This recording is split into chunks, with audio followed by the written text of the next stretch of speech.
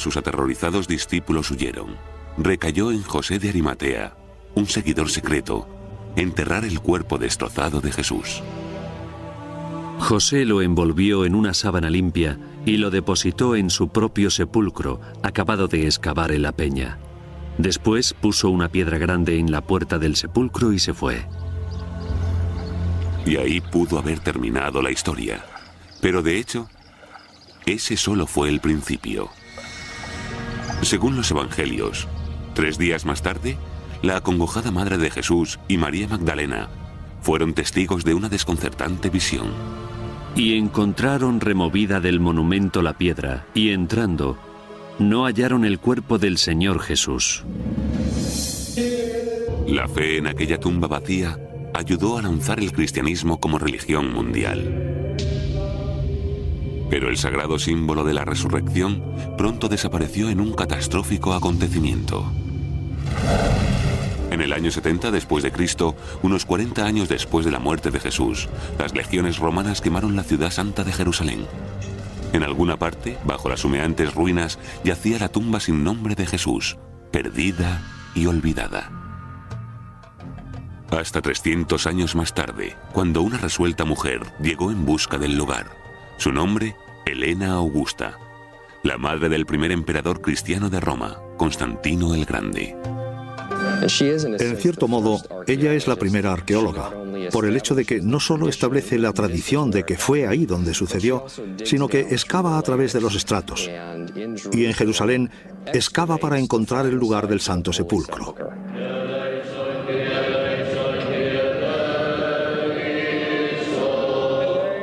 «1700 años más tarde, los peregrinos aún pueden ver y tocar la iglesia construida para conmemorar la tumba que dicen fue descubierta por Helena.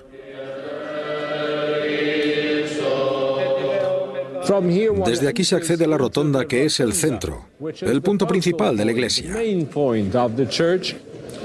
En el corazón de la rotonda se encuentra hoy una capilla que señala el sepulcro del propio Cristo. La cúpula es moderna, mientras que los pilares, aunque restaurados, son originales y datan de la época del emperador Constantino. Esto es, el siglo IV después de Cristo. Para los fieles, esta es la tumba de Cristo. ¿Pero fue Jesús enterrado realmente allí? La respuesta podría estar en el increíble viaje de fe y descubrimiento de Helena, la primera peregrinación cristiana a Tierra Santa. Empezó en el otoño del año 326. Pese a tener casi 80 años, Helena realizó la ardua travesía de Roma a Palestina, rodeada de un pequeño ejército de cortesanos, soldados y oficiales. Entre ellos se encontraba Eusebio, el obispo de Cesarea, que inmortalizó su viaje. La emperatriz quiso prestarle la reverencia debida a la tierra que habían pisado los pies del Salvador, de acuerdo con las palabras proféticas que dicen: oremos en el lugar que hollaron sus pies. En su afán por seguir las huellas de Jesús, Helena había tenido un asombroso éxito. De hecho, a pesar del paso de 300 años, identificó el lugar del bautismo de Jesús en el Jordán. Luego, en el Monte de los Olivos, se arrodilló donde Jesús dijo por primera vez el Padre Nuestro. Y en Belén, desenterró la misma cueva de la Natividad. Durante los próximos 1700 años, innumerables peregrinos venerarían estos lugares. No hay duda de que ella es de mucha importancia para establecer los lugares santos. Ella inició muchas de las tradiciones en el siglo IV, pero que sean o no genuinos es otro tema. Creo que el único lugar que tiene bastantes posibilidades de ser auténtico es donde está localizada la iglesia del Santo Sepulcro. Debajo de la iglesia del Santo Sepulcro se encuentra una de las cuestiones más apasionadamente debatidas en la arqueología del Nuevo Testamento. Y ese es el lugar donde la leyenda de Helena alcanza su clímax. Cuenta la leyenda que Helena va a Jerusalén para intentar encontrar el lugar donde Jesús resucitó. Busca la tumba en Jerusalén y le pregunta a las gentes de allí si están enterados de la tradición de dónde está. Algunos le señalan que creen que se encuentra justo debajo de un templo que habían construido, un templo romano pagano. 200 años antes, en el 132 después de Cristo, el emperador Adriano había arrasado Jerusalén y construido un templo pagano sobre lugares considerados sagrados tanto por judíos como por cristianos. En concreto, algunos eruditos sugieren que un templo a Afrodita pudo ser construido para ocultar a propósito la tumba de Jesús. La gente no quería a los cristianos. Eran responsables de perturbar la Pax Deorum, la paz de los dioses. Y me parece que habría tenido sentido para Adriano querer erradicar algo que era valioso para los cristianos en Jerusalén. Según la leyenda, Helena ordenó el derribo del templo y empezó a excavar allí. Excavaron y descendieron estrato a estrato hasta que abajo del todo encontraron una serie de tumbas en huecos, típicas tumbas judías. Y en una de ellas se creía que Jesús había resucitado. Constantino le ordenó al obispo de Jerusalén que no reparara en gastos en la construcción de una iglesia digna del lugar. Que la iglesia del Santo Sepulcro fue construida por Constantino en vida de su madre es innegable. Pero lo que los especialistas siguen debatiendo es si Helena Augusta descubrió la verdadera tumba de Jesús. No hay conexión histórica entre Helena, la construcción de la iglesia del Santo Sepulcro y el descubrimiento de la tumba. No hay conexiones históricas fidedignas. Todas las conexiones son legendarias. El relato no es estrictamente legendario. Estamos bastante seguros de que Helena encontró una tumba del siglo I en el lugar donde se encuentra actualmente la iglesia del Santo Sepulcro. Porque si vamos allí hoy, a poca distancia de la rotonda principal en la que se encuentra la capilla, la tumba de Jesús, están los restos, y son inequívocos. Son los restos de una cueva funeraria. Hay un refrán en arqueología que dice que encuentras lo que estás buscando. Así que si estás buscando la tumba en la que Jesús resucitó y excavas y encuentras una tumba, en tu mente se convierte en la tumba en la que Jesús resucitó. Por supuesto que has encontrado una tumba, pero que sea la correcta o que en ella tuviera lugar la resurrección son cuestiones diferentes. Pero ¿y la cuestión igualmente compleja del inicio de la vida de Jesús? A 9 kilómetros de Jerusalén, ¿podrán encontrar los arqueólogos la cueva donde, según los evangelios, una joven virgen dio a luz a su hijo primogénito? A continuación, ¿nació Jesús realmente en Belén? La historia de Jesús se inicia con un viaje de una semana a través de la antigua Palestina. José subió de Galilea, de la ciudad de Nazaret a Judea, a la ciudad de David, que se llama Belén, por ser él de la familia de David, para empadronarse con María, su esposa, que estaba encinta. Como dicen los evangelios, tras la agotadora caminata hasta Belén, en las circunstancias más humildes, María dio a luz a un niño al que llamó Jesús. 300 años más tarde, la emperatriz Helena Augusta llegó a Belén. Cuando la gente del lugar informó a Helena de que un templo ocultaba la cueva en la que hacía mucho tiempo que se sabía que había nacido Jesús, ordenó que fuera derruido. Y cuando las rocas superfluas fueron extraídas, una cueva quedó al descubierto. Bajo la supervisión de Helena, se construyó una iglesia sobre el sagrado lugar. 17 siglos más tarde, cristianos de todo el mundo vienen aquí, a la iglesia de la Natividad, para celebrar el nacimiento de Cristo. ¿Pero es este el lugar histórico auténtico? ¿Nació Jesús en Belén? Yo mismo no tengo conocimiento de ninguna prueba arqueológica de que Jesús naciera en la gruta debajo de la iglesia de la Natividad en Belén. Jesús bien pudo haber nacido en Belén de Judea, como dicen los evangelios de Mateo y Lucas. Tal vez tengan información histórica fidedigna y solvente. Creo que es impertinente descartarlo y decir que no es más que mito y tradición. El debate dista mucho de ser nuevo. De hecho, empezó en el siglo XIX con una épica búsqueda del Jesús histórico. En aquel entonces, los evangelios eran en esencia la única fuente de información. Usar los evangelios para la investigación histórica sobre Jesús es un poco como intentar ver a través de un vitral. Los vitrales no son para mirar por ellos, son para contemplarlos. Son obras de arte al igual que los evangelios. Son obras de arte literarias. Quienes los escribieron no pensaron que estaríamos aquí haciéndonos preguntas históricas 2000 años más tarde. En el siglo XX, muchos eruditos concluyeron que los evangelios solos tal vez nunca podrían revelarnos el pasado del todo. La nueva búsqueda histórica de Jesús estaba llegando a callejones sin salida, porque lo que teníamos en realidad era 4 documentos, Mateo, Marcos, Lucas y Juan, y no hacíamos más que volver a barajar las mismas pruebas, una y otra vez. Y empecé a tener dudas, y al final, mucha otra gente también. ¿Tenemos nuevas pruebas que nos ayuden a resolver todos estos misterios sobre el Jesús histórico? No había, en efecto, nuevas pruebas sobre el terreno. En el siglo XX, el relativamente nuevo campo de la arqueología cogió su ritmo científico.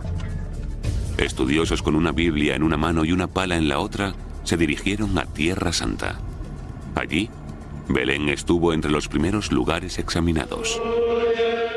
La Orden Franciscana de los Hermanos Menores, custodios de muchos de los lugares santos cristianos desde el siglo XIII, promovieron las excavaciones en Belén. Algunos historiadores creen que desenterraron pruebas sólidas de la Natividad. Creo que Jesús nació en Belén. Las pruebas arqueológicas que tenemos muestran que las cuevas situadas debajo de la iglesia fueron efectivamente ocupadas como cuadras y almacenes en el siglo I, justo cuando damos por supuesto que se usaron para el nacimiento de Jesús. Encima de esas antiguas cuevas, los franciscanos dejaron al descubierto estratos de iglesias que se remontaban a Helena y el siglo IV. ¿Pero prueba la antigüedad del lugar su autenticidad histórica? Hay una diferencia total entre un lugar histórico y lo que podríais llamar un lugar litúrgico, donde algo pasó y donde algo se celebra. Por ejemplo, cuando la emperatriz Helena llega con mucho dinero para construirte una iglesia, no le dices, bueno, Su Alteza Imperial, no estamos seguros de dónde sucedió. Le dices, aquí es donde lo hemos celebrado tradicionalmente. Ahí es donde construyes la iglesia y ahí es donde vas a celebrar el hecho aunque no sucediera ahí. Otros historiadores alegan que los cristianos de la zona sabían exactamente a dónde llevar a Helena. La memoria de los cristianos en Tierra Santa estaba muy en sintonía con una memoria histórica concreta. Recordemos que para ellos, el hecho de que Jesús fuera Dios convirtiéndose en hombre hace que las circunstancias físicas de la vida de Jesús eran en efecto muy importantes. Lo que resalta en Belén es la cueva en la que nació Jesús. Así que para mí eso está unido a una memoria local muy concreta. Tal vez la arqueología no pueda resolver este debate. La iglesia de la Natividad en la Cisjordania, arrasada por la guerra, ahora está cerrada a más excavaciones. Pero un nuevo y asombroso descubrimiento arqueológico podría indicar que Jesús nació en efecto en Belén, pero no en el de Judea. Creo que Jesús nació en Belén de Galilea, a donde se puede ir fácilmente a pie desde Nazaret, el lugar donde se crió. Estudiando el Nuevo Testamento, el historiador Bruce Chilton hizo un asombroso descubrimiento, una referencia a un lugar antes desconocido, llamado Belén. Una aldea en Galilea a 160 kilómetros de la tradicional iglesia de la Natividad en Judea. Si José fuera oriundo de ese Belén, la versión de los evangelios tendría más sentido geográficamente. En lugar de hacer cruzar a María 160 kilómetros de tierra palestina al final de su 9º mes de embarazo, José simplemente la habría llevado a poca distancia de Nazaret a su casa en una aldea vecina. Arqueólogos israelíes excavando en la aldea de Belén de hoy día en Galilea descubrieron pruebas que respaldan la teoría de Chilton. Vasijas de cerámica exclusivas a la cultura material de los judíos de Palestina. Estas vasijas son universalmente aceptadas por los arqueólogos como indicadores étnicos, pruebas de la habitación judía de un lugar en el siglo I. ¿Son estos descubrimientos lo bastante sólidos para contradecir 2000 años de tradición? La arqueología no puede confirmar ni negar si Jesús nació aquí o allá. Belén en Galilea, Belén en Judea. No hay forma, cuando encuentras una casa, una cueva, un pesebre, de determinar arqueológicamente que ese sea en efecto el lugar donde nació Jesús. La localización de la Natividad tal vez permanezca siempre en el terreno del misterio y la fe, pero no la niñez de Jesús. Si existe un lugar del que podamos estar seguros que Jesús recorrió, es este, los campos y las onduladas colinas de Nazaret. A continuación, los arqueólogos descubren nuevas pruebas de antiguos campos donde Jesús pudo haber trabajado. El Nazaret de hoy día es la ciudad árabe más grande de Galilea. Rebosa de peregrinos de todas partes del mundo. Vienen a rezar aquí, a la ciudad más asociada con la vida de Jesús. Especialistas y teólogos generalmente coinciden en que fue aquí donde Jesús se crió en la tradición judía y aprendió el oficio de su padre. Pero algunos eruditos van más allá, sosteniendo que Jesús pudo haber nacido en Nazaret, no en Belén. En lugar de buscar e intentar determinar si este es el lugar donde nació Jesús, si aquel es el sitio donde nació Jesús, lo que la arqueología debería hacer es intentar reconstruir todo el mundo en el que vivió Jesús, intentar entender su vida y sus enseñanzas. Si intentamos comprender el entorno de Jesús, Nazaret, donde se crió, es obviamente un buen lugar donde empezar. Aquí, como en Belén, los franciscanos empezaron a excavar a principios del siglo XX. Sus excavaciones nos dieron la oportunidad de ver la aldea de la juventud de Jesús. Gracias al trabajo que se ha hecho, ya sabemos lo suficiente para afirmar que es una aldea pequeña, una aldea de campesinos, y que quizás habría 300 o 400 personas viviendo allí en tiempos de Jesús. Según se fue expandiendo el pueblo con el tiempo, gran parte de la antigua aldea fue empedrada y las excavaciones arqueológicas fueron limitadas. En 1997 empezaron los trabajos en la aldea de Nazaret, una recreación multimillonaria del pueblo natal de Jesús. Como preludio de la construcción, los promotores encargaron un reconocimiento arqueológico de rutina. Pero cuando el arqueólogo Ross Bosch condujo un primer estudio del lugar, sus hallazgos no resultaron ser rutinarios ni mucho menos. En nuestro reconocimiento descubrimos que había muchísimas terrazas aquí y encontramos una prensa de uvas parcialmente enterrada, así que supimos de inmediato que aquí había antigüedades y decidimos que este sería un buen lugar para excavar. Pese a la presencia de una prensa de uvas muy antigua, Bosch nunca esperó encontrar nada del siglo I. Pero con una perforación de sondeo, el escepticismo devino en asombro. Esto es parte de una vasija, esto es de otra jarrita para agua o vino, esta es el asa de una cazuela. Pero esta es la prueba decisiva que tenemos y nos permite datar la sedimentación o colocación de estas tierras y el cultivo de estos suelos. Sabemos por el material exclusivo del siglo I que ese fue el periodo principal cuando las terrazas se crearon y utilizaron. Bosch se había tropezado sin darse cuenta con los campos trabajados durante la vida de Jesús. Una excavación a fondo empezó a revelar mucho sobre la vida cotidiana en el Nazaret del siglo I. Aquí a mi derecha tenemos una pila donde se habrían conservado las uvas a la espera de ser prensadas en el centro de este lagar, que es un cuadrado tallado en la roca.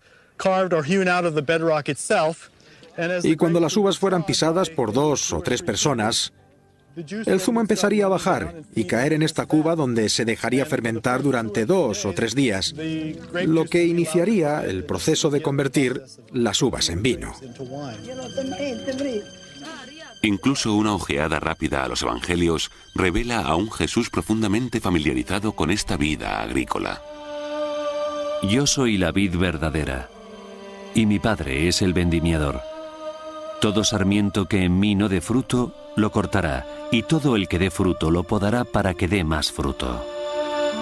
Todas estas imágenes tenían que provenir de la experiencia personal, y toda esa experiencia nacería aquí, en esta ladera, a las afueras de la aldea de Nazaret. Pero otros estudiosos lucharon durante mucho tiempo para entender otra referencia agrícola concreta. Un hombre plantó una viña y la cercó de muro, y cavó un lagar, y edificó una torre, y la arrendó a unos vendimiadores, y partió lejos. Suponiendo que las atalayas no tenían cabida en un campo agrícola, muchos eruditos creyeron que la torre de la parábola era una inclusión posterior en el relato del Evangelio hasta que Ross Boss hizo un asombroso descubrimiento. Conforme subo por esta colina que está muy erosionada y en la que vemos mucha roca expuesta donde las terrazas se han derrumbado y las tierras de cultivo han sido arrastradas, tenemos en este escalón una de las terrazas conservadas que acaba encontrándose con una gran atalaya de piedra. Y esta torre en concreto está apenas a 6 metros de otra atalaya más abajo en otro escalón. Y detrás de nosotros está la torre más grande. Boss había descubierto no una, sino 3 atalayas del siglo I en los campos de Nazaret. ¿Por qué estaban allí? ¿Qué vigilaban? La función de esas torres era proteger los cultivos durante la cosecha. Normalmente en agosto, cuando las uvas estaban maduras y listas para ser cogidas y llevadas a prensar para convertirlas en vino, con frecuencia era una tentación para los agricultores vecinos robar en los campos de al lado para conseguir una cantidad adicional de producto con la que pagar los impuestos. Así que en los meses de septiembre y octubre, cuando las uvas estaban maduras para ser cosechadas, la gente vivía en las torres de día y de noche durante esos meses para asegurarse de que nadie fuera a robarles. Estas ruinas son un eco del pasado, de la constante lucha por la existencia que definió las vidas de los campesinos del siglo I. Campesinos como Jesús de Nazaret. Alguien como Jesús vendría aquí regularmente para ayudar con la cosecha, para ayudar con la conservación de las terrazas, para pisar la uva en el lagar, para recoger las aceitunas y prensarlas para hacer aceite. Cualquiera de la aldea se pasaría la mayor parte de su tiempo fuera, en los campos, y sin duda Jesús estuvo allí. ¿Pero fue este todo el mundo de Jesús? Uno de los hallazgos más sorprendentes del siglo XX indica que después de todo, la juventud de Jesús pudo no estar limitada a las atalayas y los campos de Nazaret. De haber venido a Nazaret cuando Jesús tenía 20 años y haber dicho, quería hablar con Jesús, probablemente nos habrían dicho, pues está allí, en Séforis. Tras la natividad y una mención de pasada a la niñez de Jesús en Nazaret, los evangelios guardan silencio. Cuando volvemos a encontrar a Jesús, ya tiene alrededor de 30 años y está a punto de ser bautizado. En el intervalo se encuentra la juventud perdida de Jesús. El deseo antiquísimo de rellenar las páginas que faltan en la biografía de Jesús ha producido relatos tan extravagantes como el de un Jesús adolescente viajando a la India para intercambiar conocimientos con Buda. Irónicamente, un descubrimiento arqueológico moderno indica que Jesús tal vez solo necesitó desplazarse a 1 hora de su casa para entrar en un mundo que le era totalmente ajeno. Jesús tal vez pasó su juventud en la cosmopolita ciudad de Séforis. En 1931, el arqueólogo pionero Leroy Waterman descubrió la antigua Séforis apenas a 11 kilómetros de Nazaret. Aunque la ciudad era conocida desde hacía mucho por la literatura rabínica como un centro de vida y aprendizaje judío, Waterman se sorprendió al descubrir los restos de una metrópoli de estilo romano. Ahora nos encontramos en la parte central de la calle con columnatas, por donde circulaban los carros en la antigüedad.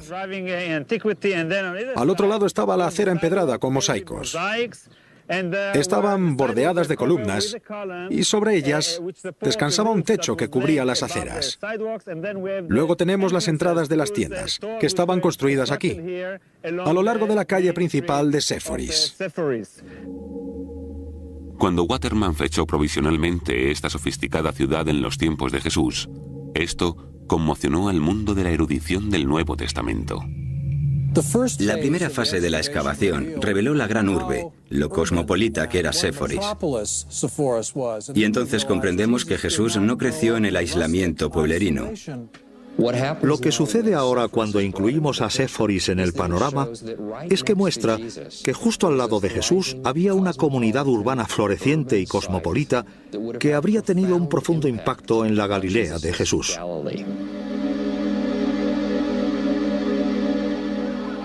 En el año 4 a.C., Séforis fue el centro de una revuelta judía contra la dominación imperial.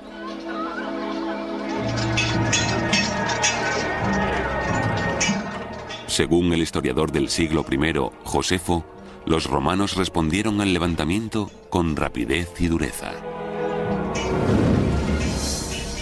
El capitán romano luchó contra los que se le enfrentaban y tomó la ciudad de Séforis y la quemó, y convirtió en esclavos a sus habitantes.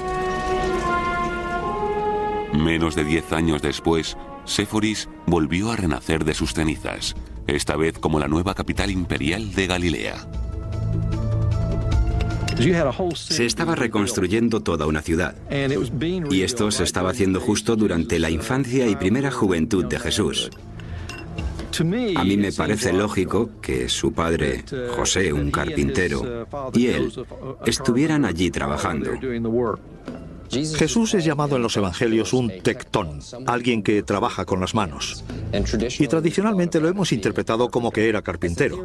Según esta teoría, en realidad pudo haber sido un cantero trabajando, claro está, con las manos, y haber estado trabajando activamente en los proyectos urbanísticos de Séforis con su padre José.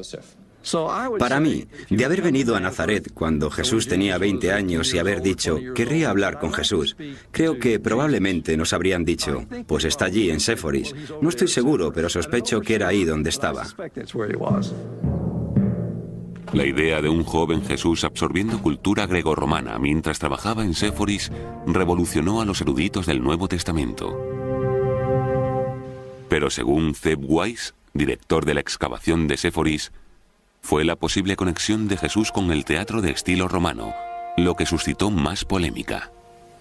Desde aquí podemos hacernos una buena idea del auditorio cubierto al que 4.000 o 5.000 personas, residentes de Séforis y gente de fuera de la ciudad, de otras poblaciones, solían venir a ver las representaciones que se hacían en la ciudad. Ahora, una posibilidad es que Jesús hubiera ido al teatro y que de ahí adquiriera el concepto de hipócrita. La palabra griega hipócrita aparece 17 veces en las enseñanzas de Jesús en el Nuevo Testamento. Y cuando oréis, no seáis como los hipócritas que gustan de orar en pie en las sinagogas para ser vistos. Hipócrita en griego solamente significa actor de teatro. Jesús la usa para atacar a sus enemigos y acusa a la gente de ponerse máscaras, de fingir fachadas, por así decirlo, de ser actores antes que ser verdaderos devotos de Dios. Pero el problema es que el teatro puede no remontarse a la época de Jesús. Podría ser posterior a Jesús. Fechar la época del teatro juega un papel importante en una fase polémica de la excavación que empezó en la década de los 80, 50 años después de su primer descubrimiento. Aunque una nueva generación de arqueólogos seguía considerando a Séforis como decisiva para entender las influencias formativas de Jesús, no coincidían con los primeros eruditos en esta crítica pregunta.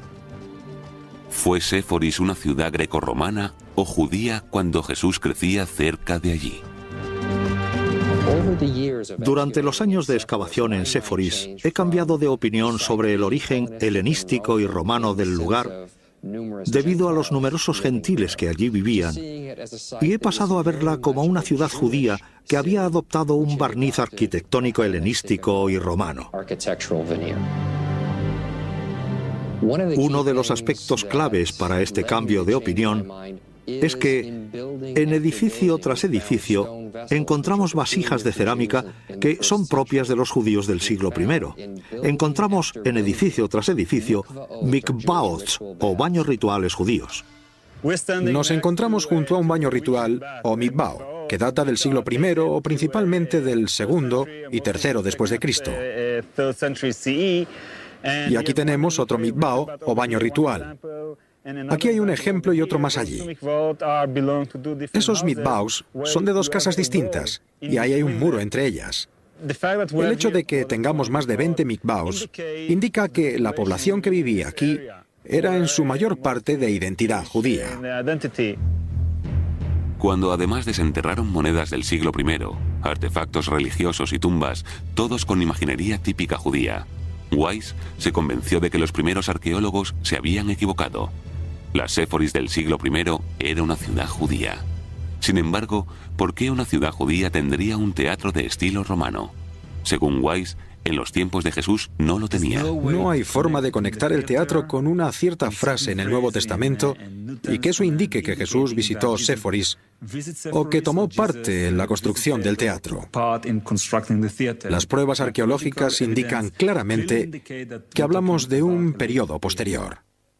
Según Weiss, los artefactos encontrados debajo del teatro remontan definitivamente su construcción a finales del siglo I o principios del siglo II. Asimismo, las calles con columnatas y las villas de Séforis fueron construidas al menos 40 años después de la muerte de Jesús. Aunque ahora parece que la Séforis del siglo I no era la metrópoli grecorromana que los especialistas una vez supusieron, seguía siendo una ciudad y como tal ejerció una profunda influencia en la Galilea de Jesús. La romanización, la urbanización y la comercialización de Galilea hizo mucho impacto en la Baja Galilea hacia el año 20. Así que no me sorprende cuando dos movimientos populares, el del bautismo de Juan y el del reino de Jesús, surgen en los años 20. Las ciudades no traían más que problemas a los campesinos. De hecho, ciudades nuevas como Séforis ejercieron una enorme presión sobre los campesinos de Galilea. Las ciudades suponían impuestos más altos, pobreza y a la larga pérdida de tierras. Cuando Jesús dice en el Evangelio, bienaventurados los pobres, ¿significa esto bienaventurados los pobres de espíritu y se convierte en una preocupación espiritual? ¿O significa bienaventurados vosotros, los pobres, la gente de una clase socioeconómica que se siente desposeída? Cuando realizas excavaciones arqueológicas y ves los lugares de Séforis y Nazaret, tienes la sensación de que no solo había pobreza por un lado, sino también una riqueza considerable centrada en las ciudades. Y bendecir a los pobres alinea a Jesús social y políticamente con los primeros. Aunque nunca pisara Séforis, Jesús pudo ver su impacto a su alrededor. Y así, cuando Jesús oyó las palabras de un predicador del desierto que clamaba contra la injusticia, supo que había encontrado su alma gemela, el profeta Juan el Bautista. A continuación, ¿han estado venerando los peregrinos el lugar equivocado del bautismo de Jesús durante los últimos 1700 años? Hacia el año 20 después de Cristo, un profeta apareció en los desiertos de Judea. Su nombre era Juan, y apeló a la gente para que se arrepintiera y se bautizara en el río Jordán. Juan estaba preparando a la gente para el inminente advenimiento del Dios vengador. Dios vendría cualquier día para hacer de aquel injusto reino de Roma uno justo, recto y pacífico. Que Juan el Bautista es una figura histórica está bien atestiguado. No solo los evangelios, sino también Josefo lo describen como un santo varón que vivía en cuevas, vestía ropas de piel de camello y solo comía miel y langostas. Y los 4 evangelios también coinciden en esto. Jesús estuvo entre la muchedumbre bautizada por Juan. Si hay dos cosas de las que como historiador estoy seguro que le pasaron a Jesús, una es que fue bautizado por Juan el Bautista y la otra que fue crucificado. Bautizado Jesús, salió luego del agua. Y he aquí que se abrieron los cielos y vio al Espíritu de Dios descender como una paloma. Durante más de un milenio, los peregrinos han venerado un lugar en la margen izquierda del Jordán como el lugar del bautismo de Jesús. Pero nuevas pruebas asombrosas pueden indicar que ese lugar, localizado en el Israel de hoy día, tal vez sea el lugar equivocado desde el principio. En 1999, el arqueólogo jordano Muhammad Wahib hizo una afirmación incendiaria. Había encontrado el auténtico lugar del bautismo de Jesús en la margen derecha del río Jordán. Debemos decirle la verdad a la gente, que hemos descubierto el lugar. No estamos compitiendo con el otro lado, ni con los israelíes, ni los palestinos. Solo buscamos la verdad y la hemos encontrado. La certeza de Wahib descansa sobre uno de los tesoros arqueológicos más ricos jamás descubiertos en Oriente Próximo, con el que se encontró en 1996, cuando oficiales del ejército jordano le informaron de unas ruinas en tierra de nadie que habían sido destinadas a minas terrestres y malas hierbas. Excavando a lo largo del lecho del río ahora seco, Wahib se quedó estupefacto cuando descubrió los restos no de una sino de 3 iglesias de los siglos V y VI construidas una encima de la otra. Así que aquí estaba el altar de la iglesia y el suelo del mosaico que se ha salvado de la destrucción. Wahib se convenció enseguida de que estas iglesias fueron construidas por los emperadores cristianos bizantinos para conmemorar uno de los lugares más importantes de la cristiandad. Los bizantinos creyeron que Jesucristo estuvo ahí con Juan el Bautista. Así que este es un sitio sagrado para los bizantinos. Y de ese modo conocen el lugar exacto donde el Señor fue bautizado. Luego tenemos una escalinata conectada a esta iglesia, que desciende más de 22 peldaños, hasta una zona plana y ancha, cerca del agua donde los bizantinos creyeron que había estado el Señor. Todos estos símbolos son buena prueba de que los cristianos quisieron conmemorar su propio bautismo haciendo esto, grabando esas cruces en el muro. Wahib ha encontrado pruebas de peregrinación. Lo que comenzó con Helena en el siglo IV creció exponencialmente en los siglos siguientes. Pese a los graves peligros y las duras condiciones, miles de peregrinos viajaron a Tierra Santa, donde se construyeron instalaciones para recibirlos. A poca distancia a pie del lugar del bautismo en el lecho del río, Wahib encontró los restos de una de esas estaciones de peregrinos a la sombra de una colina, llamada por los árabes de la zona como la colina de Elías. En la estación de peregrinos había habitaciones para dormir. Había una cocina y a veces una casa de oración, una pequeña iglesia o capilla. Y al día siguiente se levantaban y continuaban su peregrinación a la colina de Elías. En la excavación cada vez más amplia, Wahib ahora ha centrado su atención en la colina de Elías. Para su asombro, descubrió extensas y fascinantes ruinas, incluyendo 3 iglesias, un monasterio y enormes piscinas bautismales. Desde aquí se puede ver esa piscina. Hicieron una escalinata y aquellos peldaños diseñados para facilitar la entrada de los peregrinos y creyentes. Y luego, para entrar en la piscina, hay una escalinata amplia. Si se quiere entrar en la colina de Elías, antes hay que hacerlo aquí.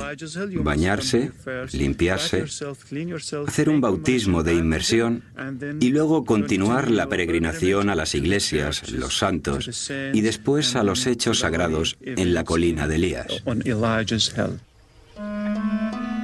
Pero ¿por qué los peregrinos cristianos abandonaron el lugar del bautismo en el lecho del río para visitar la colina de Elías? El sitio donde, según la tradición, el profeta del Viejo Testamento, Elías, ascendió a los cielos. Porque como Elías vino aquí, Juan el Bautista vino aquí. Para Wahib, todas las cosas se estaban aclarando. Esta era la zona descrita en los diarios de antiguos peregrinos como poblada con ermitaños que vivían en cuevas y monjes que, al menos ya en el siglo III, habían venido a vivir en el desierto de Juan el Bautista. Ya tenemos restos de 3 cuevas, hechas en la ladera occidental de la colina de Elías. Horadaron la roca e hicieron las 3 cuevas. Los monjes vivieron aquí a partir del siglo I después de Cristo, cuando Juan el Bautista empezó su misión y sus prédicas en el desierto y preparó a los discípulos de Jesucristo. Así que él inició su misión aquí y durante ese tiempo no hubo palacios, no hubo casas, solo las cuevas donde vivir como ermitaños. De manera que hemos descubierto los restos de los eremitas que vivieron aquí en esas cuevas con Juan el Bautista. Pero en los diarios de Helena, el peregrino más famoso de todos, Wahib encontró pruebas de que había descubierto restos conectados directamente con Juan el Bautista. La emperatriz Helena llegó al río Jordán, en el que nuestro Cristo y Señor fue bautizado por nuestra salvación, y cuando dijo que había cruzado el Jordán y encontrado la cueva en la que su precursor solía vivir, hizo que se construyera una iglesia en nombre de Juan el Bautista. Mirad aquí los cimientos de la iglesia. Construyeron delante del ábside. Ahora el ábside es la cueva, de modo que se convierte en el ábside de la iglesia. Pero fue junto a la iglesia donde Wahib encontró el hallazgo que más hace reflexionar pese a ser imposible de probar. Excavamos ahí, al lado de las vigas de madera, y encontramos una calavera. ¿Por qué una calavera sola enterrada aquí sin un cuerpo? Y la respuesta viene de las páginas del Evangelio de Marcos, capítulo 6, cuando Juan el Bautista fue decapitado. Cuando Wahib publicó su informe sobre la excavación, fue un pararrayos para la polémica. Los jordanos afirman que aquel es el lugar genuino y están construyendo un centro turístico allí. Y gente en Israel afirma que este es el auténtico, al otro lado.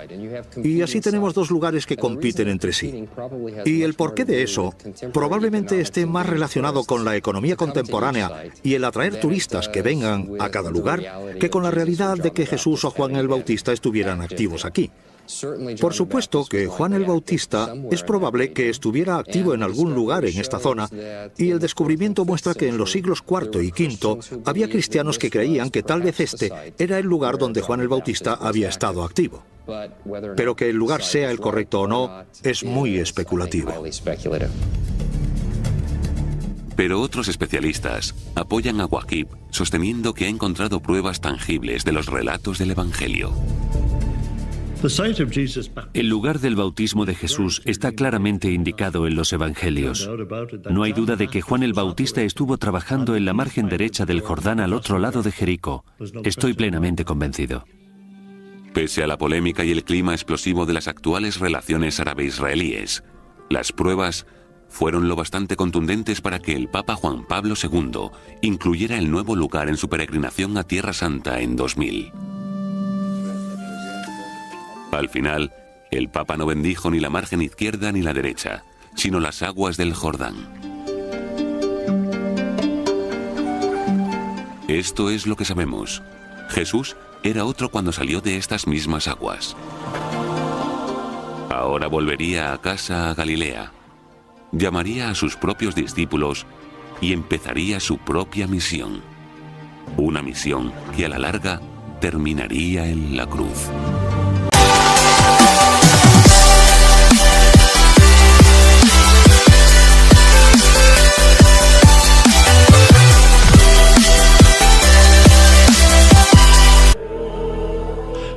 Creo que Jesús nació en Belén. Las pruebas arqueológicas que tenemos muestran que las cuevas situadas debajo de la iglesia fueron efectivamente ocupadas como cuadras y almacenes en el siglo I, justo cuando damos por supuesto que se usaron para el nacimiento de Jesús. Encima de esas antiguas cuevas, los franciscanos dejaron al descubierto estratos de iglesias que se remontaban a Helena y el siglo IV.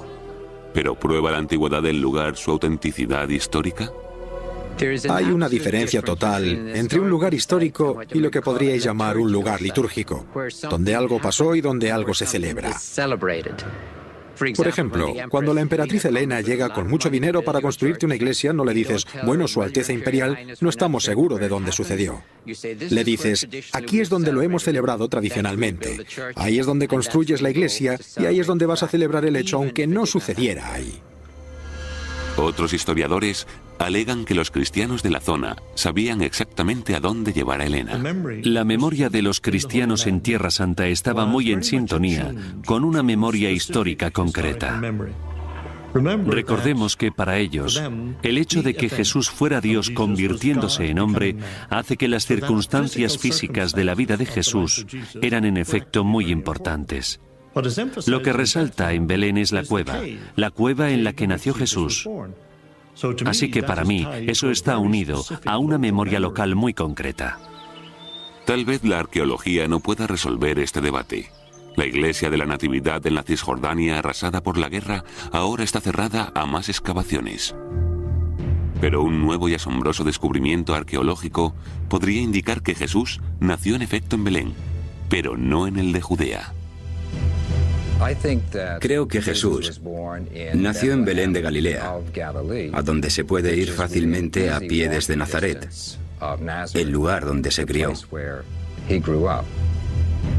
Estudiando el Nuevo Testamento, el historiador Bruce Chilton hizo un asombroso descubrimiento, una referencia a un lugar antes desconocido, llamado Belén. Una aldea en Galilea a 160 kilómetros de la tradicional iglesia de la Natividad en Judea. Si José fuera oriundo de ese Belén, la versión de los evangelios tendría más sentido geográficamente. En lugar de hacer cruzar a María 160 kilómetros de tierra palestina al final de su 9º mes de embarazo, José simplemente la habría llevado a poca distancia de Nazaret a su casa en una aldea vecina. Arqueólogos israelíes excavando en la aldea.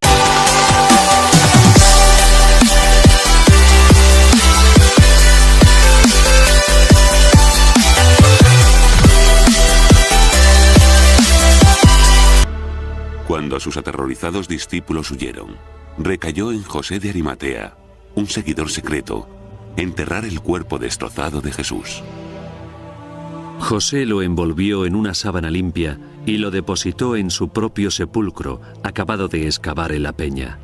Después puso una piedra grande en la puerta del sepulcro y se fue. Y ahí pudo haber terminado la historia. Pero de hecho, ese solo fue el principio.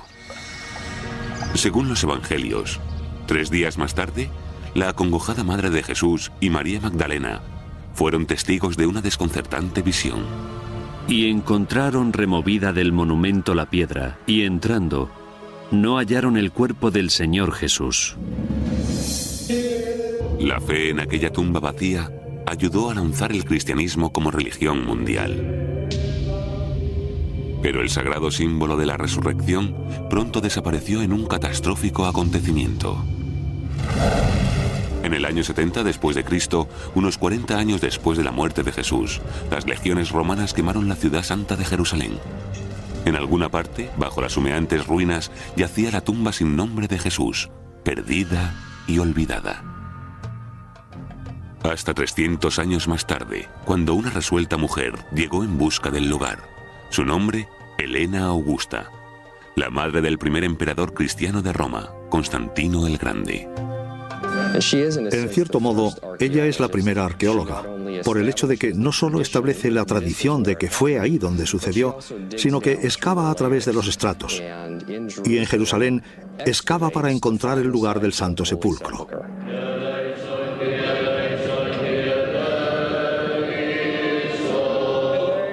«1700 años más tarde, los peregrinos aún pueden ver y tocar la iglesia construida para conmemorar la tumba que dicen fue descubierta por Helena.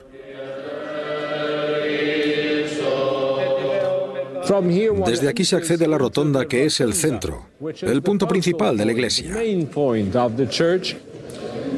el corazón de la rotonda se encuentra hoy una capilla que señala el sepulcro del propio Cristo. La cúpula es moderna, mientras que los pilares, aunque restaurados, son originales y datan de la época del emperador Constantino. Esto es, el siglo IV después de Cristo. Cuando la gente del lugar informó a Helena de que un templo ocultaba la cueva en la que hacía mucho tiempo que se sabía que había nacido Jesús, ordenó que fuera derruido. Y cuando las rocas superfluas fueron extraídas, una cueva quedó al descubierto. Bajo la supervisión de Helena, se construyó una iglesia sobre el sagrado lugar. 17 siglos más tarde, cristianos de todo el mundo vienen aquí, a la iglesia de la Natividad, para celebrar el nacimiento de Cristo. ¿Pero es este el lugar histórico auténtico? ¿Nació Jesús en Belén? Yo mismo no tengo conocimiento de ninguna prueba arqueológica de que Jesús naciera en la gruta debajo de la iglesia de la Natividad en Belén. Jesús bien pudo haber nacido en Belén de Judea, como dicen los evangelios de Mateo y Lucas. Tal vez tengan información histórica fidedigna y solvente. Creo que es impertinente descartarlo y decir que no es más que mito y tradición. El debate dista mucho de ser nuevo. De hecho, empezó en el siglo XIX con una épica búsqueda del Jesús histórico. En aquel entonces, los evangelios eran en esencia la única fuente de información. Usar los evangelios para la investigación histórica sobre Jesús es un poco como intentar ver a través de un vitral. Los vitrales no son para mirar por ellos, son para contemplarlos. Son obras de arte al igual que los evangelios. Son obras de arte literarias. Quienes los escribieron no pensaron que estaríamos aquí haciéndonos preguntas históricas 2000 años más tarde. En el siglo XX, muchos eruditos concluyeron que los evangelios solos tal vez nunca podrían revelarnos el pasado del todo. La nueva búsqueda histórica de Jesús estaba llegando a callejones sin salida, porque lo que teníamos en realidad era 4 documentos, Mateo, Marcos, Lucas y Juan, y no hacíamos más que volver a barajar las mismas pruebas, una y otra vez. Y empecé a tener dudas, y al final, mucha otra gente también. ¿Tenemos nuevas pruebas que nos ayuden a resolver todos estos misterios sobre el Jesús histórico? No había, en efecto, nuevas pruebas sobre el terreno. En el siglo XX, el relativamente nuevo campo de la arqueología cogió su ritmo científico. Estudiosos con una Biblia en una mano y una pala en la otra se dirigieron a Tierra Santa. Allí, Belén estuvo entre los primeros lugares examinados. La Orden Franciscana de los Hermanos Menores, custodios de muchos de los lugares santos cristianos desde el siglo XIII, promovieron las excavaciones en Belén. Algunos historiadores creen que desenterraron pruebas sólidas de la Natividad. Para los fieles, esta es la tumba de Cristo. ¿Pero fue Jesús enterrado realmente allí? La respuesta podría estar en el increíble viaje de fe y descubrimiento de Helena, la primera peregrinación cristiana a Tierra Santa. Empezó en el otoño del año 326. Pese a tener casi 80 años, Helena realizó la ardua travesía de Roma a Palestina, rodeada de un pequeño ejército de cortesanos, soldados y oficiales. Entre ellos se encontraba Eusebio, el obispo de Cesarea, que inmortalizó su viaje. La emperatriz quiso prestarle la reverencia debida a la tierra que habían pisado los pies del Salvador, de acuerdo con las palabras proféticas que dicen: oremos en el lugar que hollaron sus pies.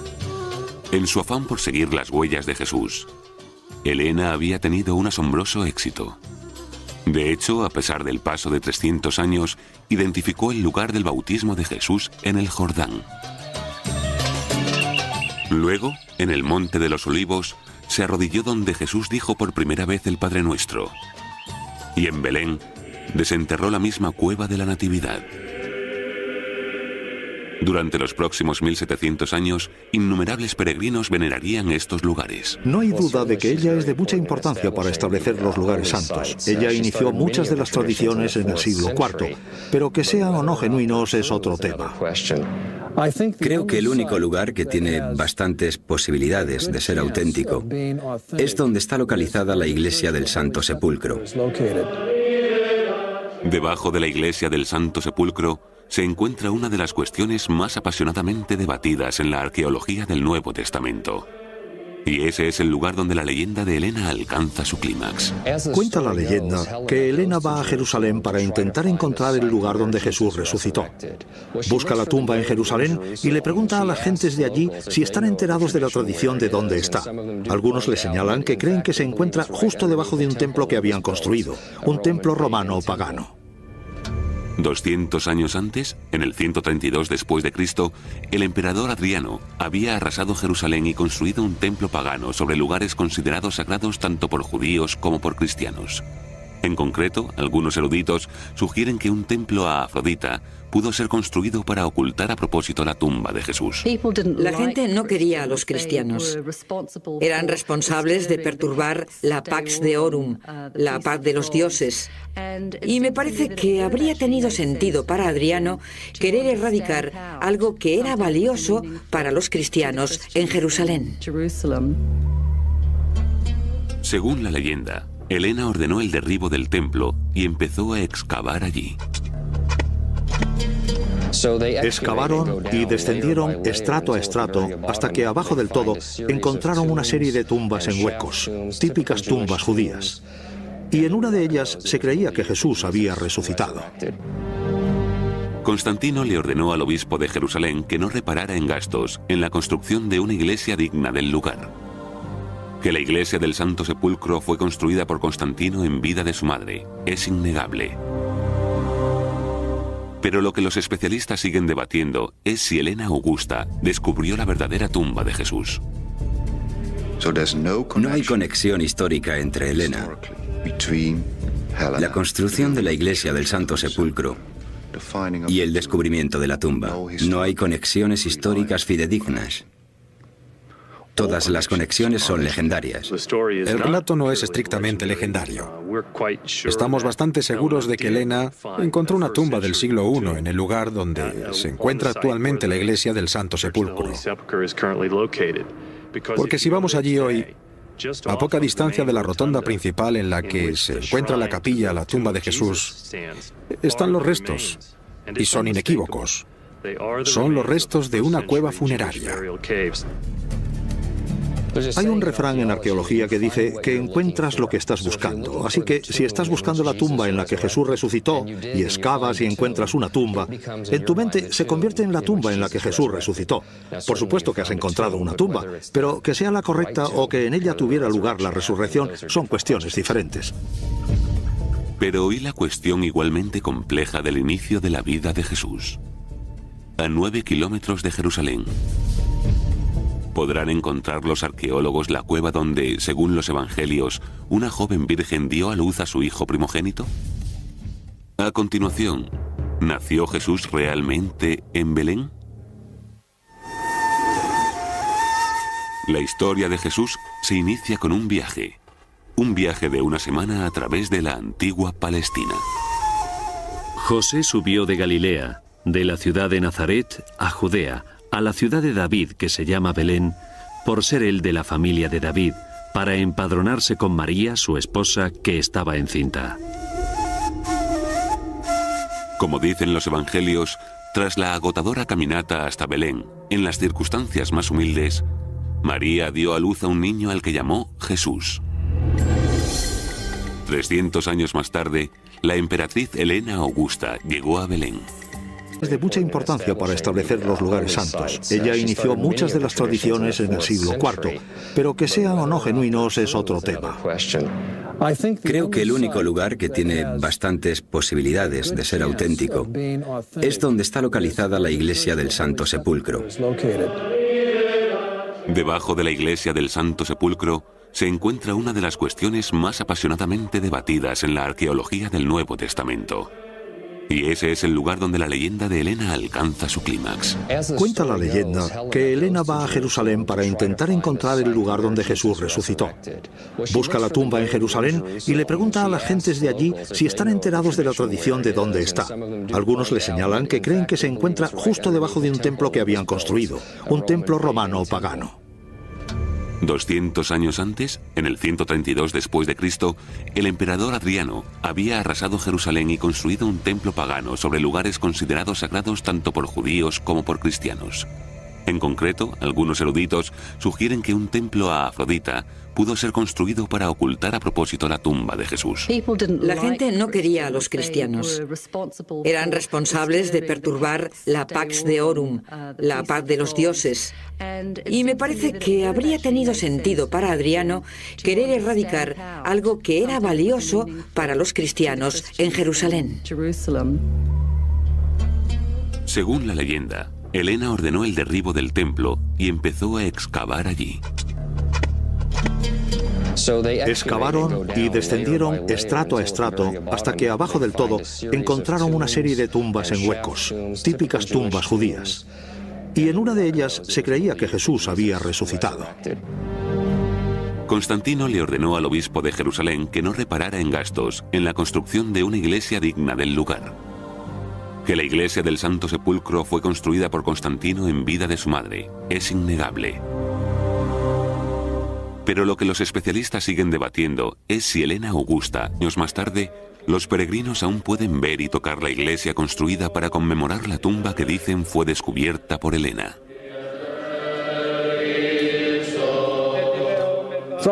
Desde aquí se accede a la rotonda, que es el centro, el punto principal de la iglesia. En el corazón de la rotonda se encuentra hoy una capilla que señala el sepulcro del propio Cristo. La cúpula es moderna, mientras que los pilares, aunque restaurados, son originales y datan de la época del emperador Constantino. Esto es, el siglo IV después de Cristo. Para los fieles, esta es la tumba de Cristo. ¿Pero fue Jesús enterrado realmente allí? La respuesta podría estar en el increíble viaje de fe y descubrimiento de Helena, la primera peregrinación cristiana a Tierra Santa. Empezó en el otoño del año 326. Pese a tener casi 80 años, Helena realizó la ardua travesía de Roma a Palestina, rodeada de un pequeño ejército de cortesanos, soldados y oficiales. Entre ellos se encontraba Eusebio, el obispo de Cesarea, que inmortalizó su viaje. La emperatriz quiso prestarle la reverencia debida a la tierra que habían pisado los pies del Salvador, de acuerdo con las palabras proféticas que dicen: oremos en el lugar que hollaron sus pies. En su afán por seguir las huellas de Jesús, Helena había tenido un asombroso éxito. De hecho, a pesar del paso de 300 años, identificó el lugar del bautismo de Jesús en el Jordán. Luego, en el Monte de los Olivos, se arrodilló donde Jesús dijo por primera vez el Padre Nuestro. Y en Belén, desenterró la misma cueva de la Natividad. Durante los próximos 1700 años, innumerables peregrinos venerarían estos lugares. No hay duda de que ella descubrió la verdadera tumba de Jesús. No hay conexión histórica entre Helena, la construcción de la iglesia del Santo Sepulcro y el descubrimiento de la tumba. No hay conexiones históricas fidedignas. Todas las conexiones son legendarias. El relato no es estrictamente legendario. Estamos bastante seguros de que Helena encontró una tumba del siglo I en el lugar donde se encuentra actualmente la iglesia del Santo Sepulcro.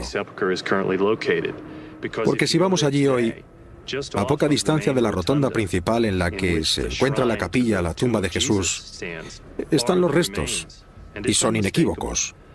Son los restos de una cueva funeraria. Hay un refrán en arqueología que dice que encuentras lo que estás buscando. Así que si estás buscando la tumba en la que Jesús resucitó y excavas y encuentras una tumba, en tu mente se convierte en la tumba en la que Jesús resucitó. Por supuesto que has encontrado una tumba, pero que sea la correcta o que en ella tuviera lugar la resurrección son cuestiones diferentes. Pero ¿y la cuestión igualmente compleja del inicio de la vida de Jesús? A 9 kilómetros de Jerusalén, ¿podrán encontrar los arqueólogos la cueva donde, según los evangelios, una joven virgen dio a luz a su hijo primogénito? A continuación, ¿nació Jesús realmente en Belén? La historia de Jesús se inicia con un viaje de una semana a través de la antigua Palestina. José subió de Galilea, de la ciudad de Nazaret a Judea, a la ciudad de David, que se llama Belén, por ser él de la familia de David, para empadronarse con María, su esposa, que estaba encinta. Como dicen los evangelios, tras la agotadora caminata hasta Belén, en las circunstancias más humildes, María dio a luz a un niño al que llamó Jesús. 300 años más tarde, la emperatriz Helena Augusta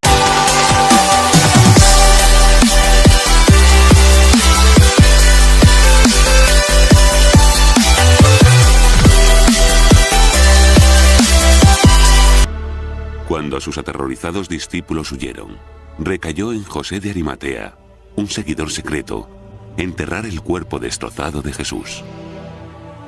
José lo envolvió en una sábana limpia y lo depositó en su propio sepulcro, acabado de excavar en la peña. Después puso una piedra grande en la puerta del sepulcro y se fue. Y ahí pudo haber terminado la historia. Pero de hecho, ese solo fue el principio. Según los evangelios, 3 días más tarde, la acongojada madre de Jesús y María Magdalena fueron testigos de una desconcertante visión. Y encontraron removida del monumento la piedra, y entrando, no hallaron el cuerpo del Señor Jesús. La fe en aquella tumba vacía ayudó a lanzar el cristianismo como religión mundial. Pero el sagrado símbolo de la resurrección pronto desapareció en un catastrófico acontecimiento. En el año 70 después de Cristo, unos 40 años después de la muerte de Jesús, las legiones romanas quemaron la ciudad santa de Jerusalén. En alguna parte, bajo las humeantes ruinas, yacía la tumba sin nombre de Jesús, perdida y olvidada. Hasta 300 años más tarde, cuando una resuelta mujer llegó en busca del lugar. Su nombre, Helena Augusta, la madre del primer emperador cristiano de Roma, Constantino el Grande. En cierto modo, ella es la primera arqueóloga, por el hecho de que no solo establece la tradición de que fue ahí donde sucedió, sino que excava a través de los estratos. Y en Jerusalén, excava para encontrar el lugar del Santo Sepulcro.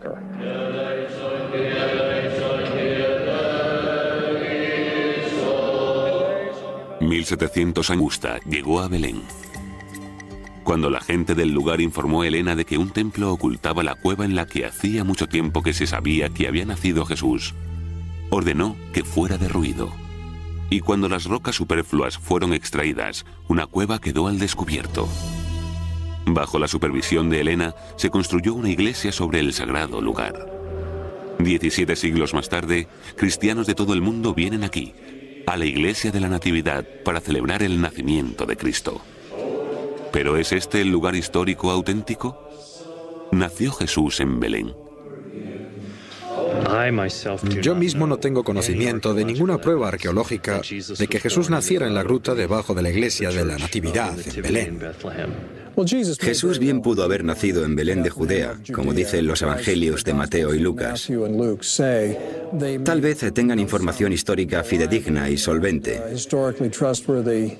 Creo que es impertinente descartarlo y decir que no es más que mito y tradición. El debate dista mucho de ser nuevo. De hecho, empezó en el siglo XIX con una épica búsqueda del Jesús histórico. En aquel entonces, los evangelios eran en esencia la única fuente de información. Usar los evangelios para la investigación histórica sobre Jesús es un poco como intentar ver a través de un vitral. Los vitrales no son para mirar por ellos, son para contemplarlos. Son obras de arte al igual que los evangelios. Son obras de arte literarias. Quienes los escribieron no pensaron que estaríamos aquí haciéndonos preguntas históricas 2000 años más tarde. En el siglo XX, muchos eruditos concluyeron que los evangelios solos tal vez nunca podrían revelarnos el pasado del todo. La nueva búsqueda histórica de Jesús estaba llegando a callejones sin salida, porque lo que teníamos en realidad era 4 documentos, Mateo, Marcos, Lucas y Juan, y no hacíamos más que volver a barajar las mismas pruebas, una y otra vez. Y empecé a tener